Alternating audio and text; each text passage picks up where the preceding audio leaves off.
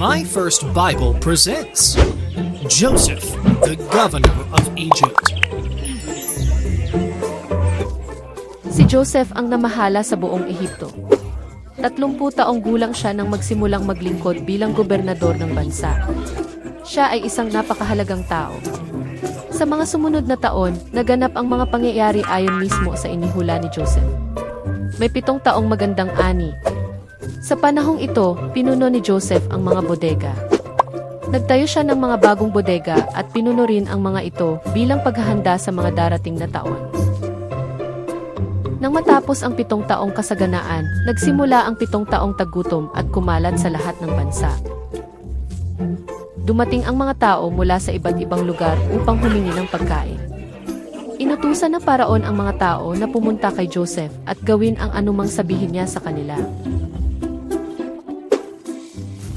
Sa panahong ito, binuksan ni Joseph ang mga bodega upang ipagbili ang pagkain sa mga Ehipto at sa mga taong nagmula sa ibang bansa. Sa gitna ng karamihan, may isang grupo ng mga tao na kilala ni Joseph. Sila ang kanyang mga kapatid. Hindi nila nakilala si Joseph dahil sa kanyang anyo at galaw na parang taga-Ehipto. Gayunpaman, alam ni Joseph kung sino sila, ngunit hindi siya nagpakilala sa kanila. At ikaw? Saan ka nagmula? Kami po ay mula sa Kanaan na parito para bumili ng pagkain. Sumagot sila at nagpatira pa sa harap niya. Sa sandaling iyon, naalala ni Joseph ang panaginip niya na yuyuko ang mga kapatid niya sa kanya. Tiyak na mga espiya kayo at dumating kayo upang alamin ang mahinang bahagi ng aming bansa. Hindi po mahal na pinuno. Kami po ay magkakapatid. 12 kami pero namatay ang isa at ang bunso ay nanatili sa aming ama. At kami ay mabuting tao. Hindi ako naniniwala sa inyo. Kung totoo ang inyong sinasabi, babalik kayo sa inyong lupain at dalhin niyo dito ang bunso ninyong kapatid. Samantala, isa sa inyo ang mananatili rito bilang bilanggo. Labis na kinabahan ang mga magkakapatid. Kaya sinabi ni Joseph, Pero sa ngayon, dapat kayong lahat gumugol ng 3 araw sa bilangguan.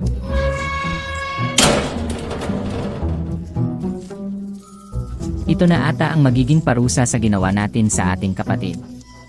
Binalaan kita na huwag saktan ng bata pero hindi ka nakinig sa akin. Ngayon, pagbabayaran natin ang ginawa mo. nakikinig si Joseph sa sinabi nila at siya ay napaiyak na lumisan. Pagkalipas ng 3 araw, pinalaya ang magkakapatid, maliban kay Simeon. Sila ay pinahintulutan na bumili ng pagkain na dadalhin nila sa kanilang pagbabalik. Habang sila ay naglalakbay na pansin ng isa sa kanila na ang perang ginamit nila sa pagbabayad ng trigo ay naibalik sa kanila. Oh no! Iisipin ng mga Ehipto na ninakaw natin ang trigo. Nang makauwi ang mga kapatid sa Kanaan, sinabi nila sa kanilang amang, si Israel, ang lahat ng nangyari. Tinanong din nila kung maaari nilang dalhin si Benjamin sa Ehipto. Hindi maaari. Mananatili si Benjamin dito kasama ko. Wala na si Joseph sa atin. Wala rin si Simeon dito. At ngayon gusto mo pang kunin si Benjamin. Hindi ako makakapayag sa gusto mong mangyari, naintindihan mo. Hindi man lang nakinig si Israel sa kanyang mga anak. Ilang araw ang lumipas, unti-unting naubos ang pagkaing dala nila mula sa Ehipto. Halos wala nang natira. Muli na naman nakiusap ang magkakapatid sa kanilang ama na bumalik sa Ehipto kasama si Benjamin. Bukod pa roon si Simeon ay naiwan na nakakulong doon.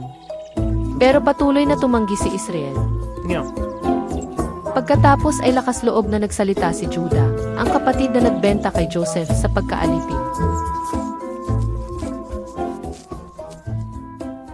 Ama, pasamahinan niyo si Benjamin at iaalay ko ang aking buhay para sa kaligtasan niya. Kung hindi ko siya maibalik sa inyo, ako ang buntunan niyo ng lahat ng sisi. Nag-isip ng mabuti si Israel at sa wakas, pumayag na din siya sa gusto ng kanyang mga anak. Payag na ako. Doblehin niyo ang dala ninyong pera. Sa ganitong paraan, mababayaran niyo ang mga Ehipto para sa nakaraang kargamento ng trigo na iyong kinuha. Dalhan mo siya ng pulot, pabango, walnuts, at almendras bilang regalo. Agad sinimulan ng magkakapatid ang kanilang paglalakbay pabalik sa Ehipto kasama si Benjamin.